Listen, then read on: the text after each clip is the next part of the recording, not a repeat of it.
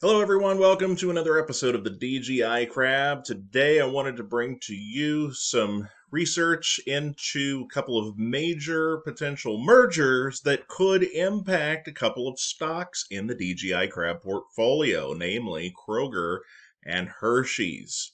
If you're new to the channel, I focus on just 60 high quality dividend growth stocks with a long track record of increasing dividends year over year. I've taken those 60 stocks, split them into four separate categories or tiers based on the age of the investor. Tier 1 for the younger folks with low yield, high growth, up to Tier 4, high yield, slow but stable growth for the older folks out there, and then everything in between.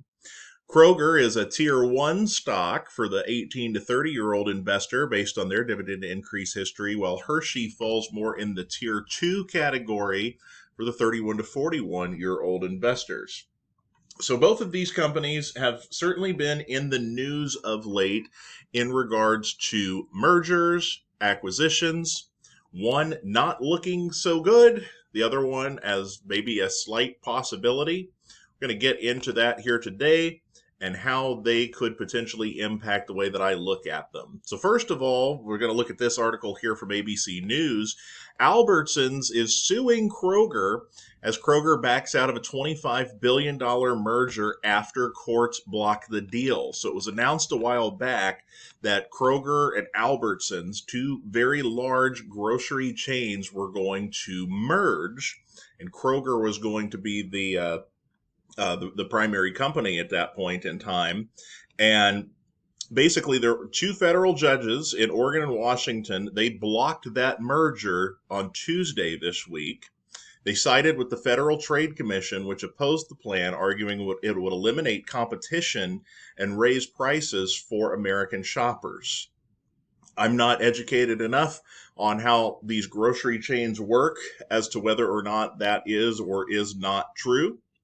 I've heard arguments on either side that this could potentially be good for American shoppers. It could potentially lower prices, but a lot of the times as well, when you get these giant companies that merge together to form an even larger company between the two, sometimes that can lead to a lack of competition, a lack of options of different places that workers can work. So again, far from an expert on that subject, but now that merger is not going through, Albertsons is filing a claim against Kroger because they believe that that Kroger.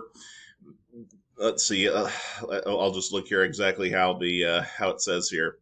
So Albertson announced Wednesday it had terminated the merger agreement following the failed bid. And then less than 24 hours after the failed deal, the Boise, Idaho-based retailer also announced it had taken legal action against Kroger. Albertson claimed the Cincinnati, Ohio-based grocery chain failed to exercise best efforts and failed to take any and all actions to secure regulatory approval of the company's agreed merger transaction, as was required of Kroger under the terms of the merger agreement between the two parties. Kroger refutes these allegations in the strongest possible terms, given especially in light of Albertson's repeated intentional material breaches and interference throughout the merger process, which we will prove in court, the company claimed. This is clearly an attempt to deflect responsibility following Kroger's written notification of Albertson's multiple breaches of the agreement and to seek payment of the merger's break fee, to which they are not entitled. So it'll be interesting to see how all of this plays out in court. I'm going to take a look at Kroger stock to see what's going on with it in the meantime. But before we do, I thought I'd also take a look at Hershey. So Hershey is potentially being acquired by Mondelez International. And this has been something that's been discussed in the past. So Hershey, a cookie and snack giant, may be trying to gobble up the Hershey company. But it appears the Dauphin County-based chocolate giant won't be easily convinced. Reports from a variety of sources confirm that Mondelez, the owner and maker of Oreo and Cadbury, approached the Hershey company about an acquisition. Deliberations are said to be in the early stages, and there's no certainty that discussions will lead to a deal. A representative for Mondelez declined to comment. A representative for Hershey said the company doesn't comment on market rumors. It's a potential deal that would create a food giant with combined sales of about $50 billion. Data from Bloomberg indicates the Hershey company has a value of more than $44 billion, including debt. So the impact of the merger. This isn't the first time Mondelez has attempted a takeover bid. It tried in 2016 with the board rejecting a $23 billion offer. And there's also legal problems that could scuttle the deal, basically. Pennsylvania law gives the state attorney general the power to intervene on any deal that takes power away from the Hershey Trust. That's what happened in 2002 after the Hershey Trust announced it planned to sell its controlling interest in the company to Wrigley. Following pushback from the public, the attorney general stepped in to block the sale through the Dauphin County court system. It's something that keeps consumers protected because without government interference, the monopolist has unchecked power to increase prices, and that is a move against the interest of consumers. One could not overlook the impact that Hershey has on the local community and the culture of the region, which could also erode and deteriorate with new owners coming in and overlooking the significance of the company, Burrell said.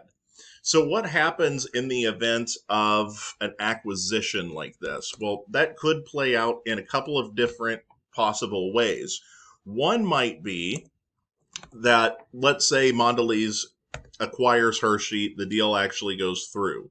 So one potentiality that could happen is that the shares of Hershey would be liquidated and on a certain date for a certain announced price, and any shareholders would just get that amount of cash deposited into their brokerage account in exchange for no longer having those Hershey shares. Another possibility could be that Mondelez issues additional shares of its own company to compensate Hershey shareholders. So Hershey shareholders would then get basically an equivalent value, more or less, of their Hershey shares replaced by shares of Mondelez. So over the course of the past few days, when these rumors came about, Hershey, which if you've been watching me for a little while, you know I've been buying shares of Hershey quite a bit, especially in the $170 and $180 range. The prices shot up, briefly touched $200 a share, and then have since, after a few days, went back down again. Hershey's trading right now at $183.80 here on Thursday, December 12th, and still looks like a stock that I would particularly like to buy more of. Sounds like any of this stuff going on is pretty early, but we will take a quick look at Mondelez International. Now, this is not one of the stocks that made my top 60 stocks, but it is a quality company, quality business. Down 13% over the past year. They're struggling like Hershey is as well, apparently. Shares trading for $62.63. Mondelez has a market cap of $84 billion compared to Hershey at about $35 billion. If we take a look at the dividends tab on Mondelez International, we can see that they have 10 consecutive years going of increasing their dividends with a 5-year growth rate at 10.38%. And a current dividend yield just under 3%. Not bad if you take that, if you take those numbers on their face. But then if you compare that against Hershey and their dividend stats, Hershey has a 15-year dividend growth streak going with a 12.8% 5-year growth rate and a dividend yield at 3.1%.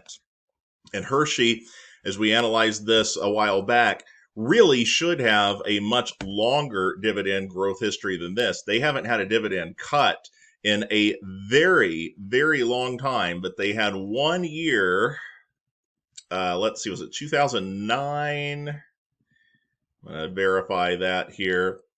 Yeah, so from 2008 through 2009, they didn't cut their dividend. They just kept it consistent. That was obviously 2008 and 9, financial crisis. There's a lot of uncertainty in the markets. I wish Hershey had increased their dividend ever so slightly because they would have a much longer streak going. They'd comfortably be a dividend aristocrat because they'd have a dividend growth streak dating back into the 90s. back to at least 1990, if not before then. Now, Kroger, on the other hand, nothing too wild has been going on with their share price from what I can tell here, other than it's been doing pretty well here this year, up 43% over the past year. In just 2024 year to date, up 38%. Let's see, over the past 6 months, we'll keep kind of scaling back here, up 26%. And over the last month, just call that 6%. So Kroger's been doing really, really well this year. Now, some of that could be because of the Albertsons merger. We'll have to wait and see, because this is still fairly fresh news, and this lawsuit's just about 24 hours old. We're going to have to wait and see exactly how that impacts the share prices. But as of right now, if we take a look at the spreadsheet, Kroger in the Tier 1 category has a 4-year average dividend yield of 2.02%, currently yielding 2.02%. So more or less, it's exactly fair priced right now. Not a bargain, not overpriced, right about in line with what you can expect if you're looking to acquire dividend yield at a good, solid deal. In the meantime, with Hershey, that remains the most undervalued stock in the Tier 2 category, which is why I've been buying it up like crazy over the past several months.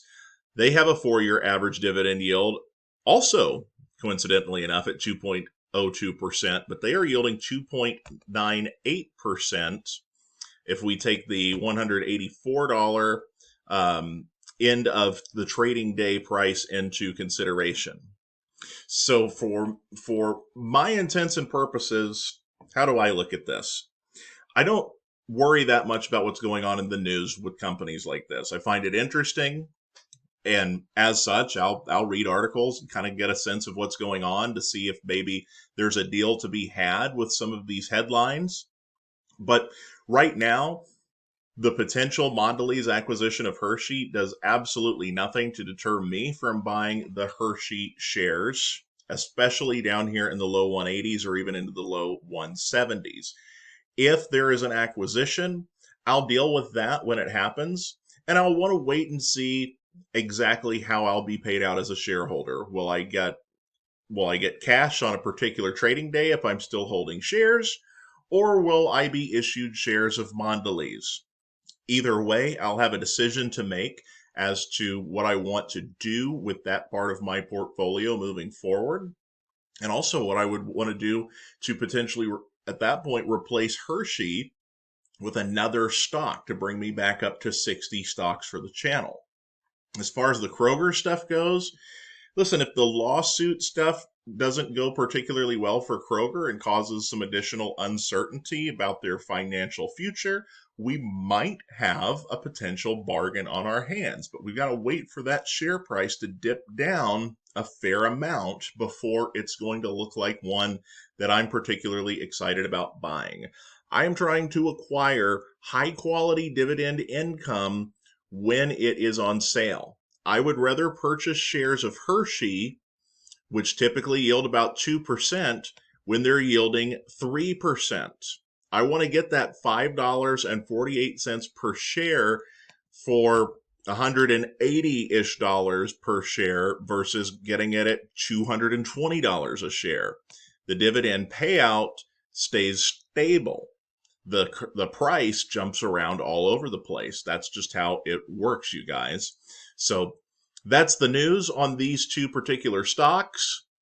But no matter what's going on, I curated my lists very, very carefully. I still like both of these companies quite a bit, and I will buy them when their yield is at least 30% higher than the 4-year average yield. It is as simple as that for me. Let me know what you guys think.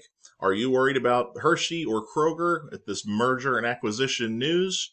Or are you in the same boat as me? You're happy to own and purchase either one of them so long as you can get a good deal when you're adding money to it. Let me know what you think down in the comments, and email me any questions that you may have to dgicrab@yahoo.com, and links are in the description below to a video on each of the 4 tiers where I break down each of the companies individually and explain exactly why they made the final cut. See you on the next one.